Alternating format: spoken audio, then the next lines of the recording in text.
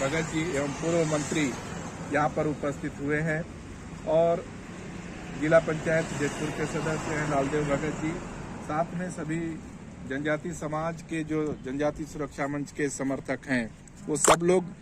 परिजनों के समर्थन में यहाँ पर उपस्थित हुए हैं। इस विषय को लेकर के वास्तव में ये देश को झकझोर देने वाली घटना थी और इस घटना को देखने के लिए और समझने के लिए और पीड़ितों को न्याय दिलाने के उद्देश्य से हमारे जनजाति सुरक्षा मंच के विधिक सलाहकार और हाईकोर्ट उच्च न्यायालय बिलासपुर में कार्यरत श्री दिलमन मींज एडवोकेट भी यहाँ पर उपस्थित हुए हैं और यहाँ हम लोग आइए हम बात करेंगे श्री दिलमन मींज जी से कि उन्होंने इस प्रकरण को अधिक गंभीरता पूर्वक अध्ययन किया है, किस प्रकार की खामियां पा रहे हैं और परिजनों का जो आरोप है वो कितना उचित है। जो विक्टिम के परिजनों ने संपर्क किया और ये निवेदन किया कि हम यहाँ पर आएँ, उनके निवेदन को स्वीकार करते हुए आज यहाँ उपस्थित हुए। उपस्थित होने पर उन्होंने जो चार्जशीट दाखिल हुआ है 2 अभियुक्त के विरुद्ध में, उनको हमारे समक्ष दिया। इसका मैंने बहुत गहन अध्ययन किया और जो जुवेनाइल जस्टिस एक्ट है, पॉक्सो एक्ट है, इसके परिप्रेक्ष्य में अगर हम इसको जांच करते हैं कानूनी तौर पर तो ये स्पष्ट चार्जशीट में ही दिख रहा है कि किस प्रकार से घटना को जो लिपापोती किया है, जैसा कि विक्टिम के परिजनों का मांग है, वो बिल्कुल एकदम समतुल्य है, मेल खा रही है। इनका मांग जो है बिल्कुल जायज़ है और ये चार्जशीट से भी दिख रहा है कि जो उसके घटना में जो बाकी एक्यूज्ड है, जिन लोगों को एक्यूज बनाते हुए जांच करना चाहिए था, इन सारे बिंदुओं पर जांच नहीं हुआ है। ये जो ऑफेंस है जुवेनाइल के विरुद्ध में ऑफेंस होना बहुत ही हीनियस क्राइम में आता है और आप सभी को मालूम है कि हीनियस क्राइम में सज़ा कठोर से कठोर सज़ा दी जाती है। लेकिन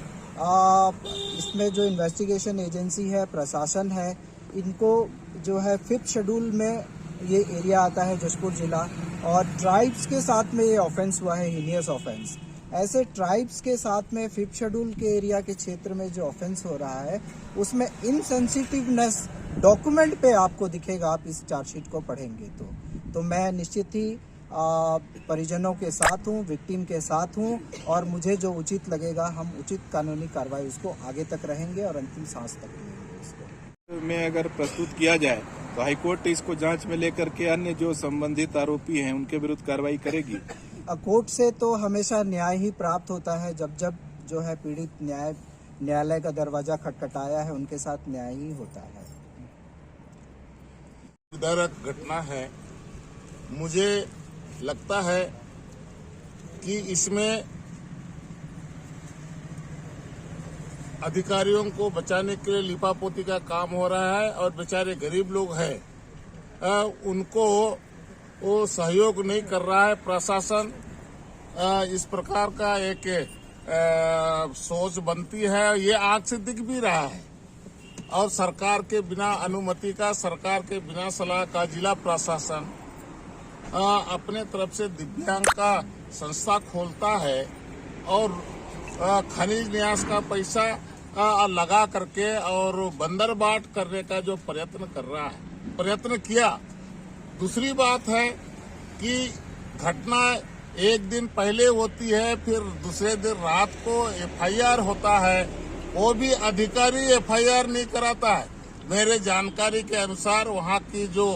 अस्थायी कर्मचारी है उसके द्वारा एफआईआर करा करके और मामला को रफा दफा करने का जो प्रयत्न हुआ है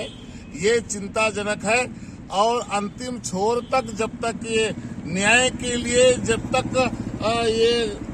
मामला चलता रहेगा हम आगे चलते रहेंगे। जब तक न्याय नहीं मिलेगा हम इस आंदोलन को चलाते रहेंगे और हमारे तरफ से, पीड़िता के तरफ से सभी जगह हम लोगों ने पत्र लिखा, उनको सूचना दिया, लोगों को बताने का प्रयास किया, लेकिन अभी तक पीड़ितों के पक्ष में या पीड़ितों के भावनाओं के अनुकूल कोई जांच नहीं हुई, कोई कार्रवाई नहीं हुआ और आज इसलिए हम लोग धरने पर बैठ करके महामहिम राष्ट्रपति को, चूंकि ये जनजाति क्षेत्र है, 5वीं अनुसूची यहाँ लागू है और आदिवासी बच्चियां हैं और इसलिए यह और भी गंभीर हो जाता है। ऐसी परिस्थिति में हमको मजबूर होकर के महामहिम राष्ट्रपति को ये पत्र भेज करके जो दोषी हैं उनके खिलाफ में कार्रवाई हो, गरीबों के लिए, पीड़ित के परिवारों के लिए न्याय हो। हम ये उम्मीद लेकर के महामहिम राष्ट्रपति को हम ज्ञापन दे रहे हैं। निश्चित रूप से महामहिम राष्ट्रपति हम आदिवासियों की भावनाओं का सम्मान करेंगे और हमारे विचारों से सहमत होंगे। हम जो पत्र लिख रहे हैं उसको समझ करके हम जिस प्रकार से चाहते हैं हमको न्याय मिले, हम नहीं चाहते हैं। ये जो प्रशासन जिस प्रकार से लिपापोती किया है उस पर निष्पक्ष जांच हो और अगर कोई दोषी व्यक्ति होता है उस दोषी व्यक्ति के ऊपर कठोर कार्रवाई होना चाहिए, ये हमारी मांग है।